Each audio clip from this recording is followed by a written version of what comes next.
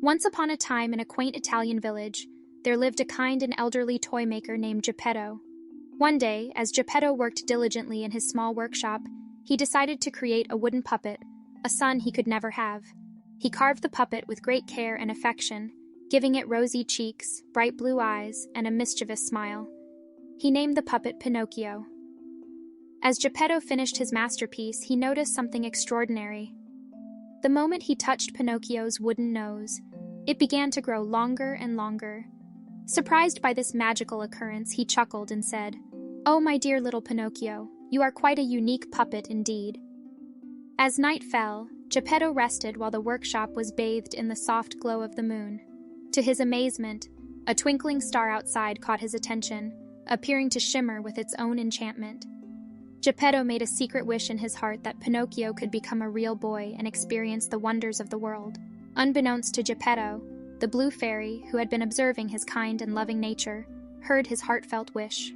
Touched by Geppetto's pure heart, the blue fairy decided to grant his wish. With a wave of her wand, she brought Pinocchio to life, transforming him into a living, breathing puppet. As Pinocchio blinked his eyes open for the first time, he was in awe of the world around him. The blue fairy smiled warmly at him and said, "Pinocchio, I have granted you the gift of life, but remember, to become a real boy, you must prove yourself brave, truthful, and unselfish. Only then will your wish come true." Filled with excitement, Pinocchio promised to be good and make Geppetto proud. However, the road to becoming a real boy was not an easy one. Pinocchio soon found himself faced with temptations and distractions that tested his resolve. One day, as he walked through the village, Pinocchio was enticed by a sly and cunning fox named Honest John. The fox convinced him that he should join a traveling puppet show, where fame and fortune awaited him. Pinocchio, eager for adventure, agreed, despite the warning of his conscience, Jiminy Cricket. Under Honest John's guidance, Pinocchio was led astray. He found himself in the clutches of a greedy puppeteer who trapped him in a cage, forcing him to perform for crowds every night. His dream of becoming a real boy seemed distant and unattainable. Meanwhile, Geppetto, heartbroken by Pinocchio's disappearance, searched tirelessly for his beloved puppet. He followed every lead and asked everyone he met if they had seen his little wooden son. But with each passing day, hope began to fade. Back in the puppet show, Pinocchio encountered the Blue Fairy once again, disguised as a kind old woman. She warned him of the dangers of dishonesty and selfishness and urged him to listen to his conscience. Pinocchio felt remorseful for his actions and realized the errors of his ways.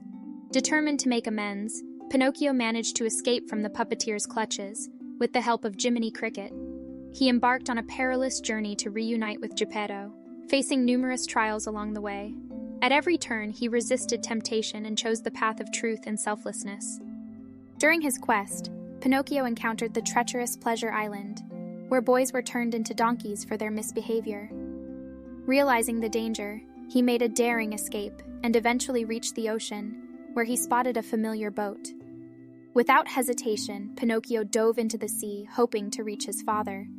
In the depths of the ocean, Pinocchio encountered a giant whale named Monstro.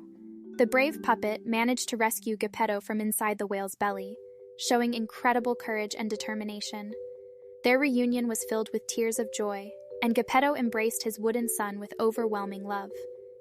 Touched by Pinocchio's selflessness and bravery, the Blue Fairy appeared once more.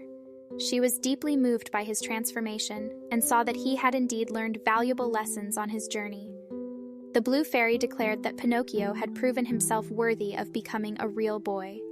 With a wave of her wand, Pinocchio's wooden exterior transformed into soft, warm flesh. He became a living, breathing boy, just as he had always dreamed. Geppetto's wish had come true, and his wooden puppet had become his beloved son. From that day on, Pinocchio kept the lessons he had learned close to his heart. He cherished the love of his father and the guidance of his conscience, Jiminy Cricket.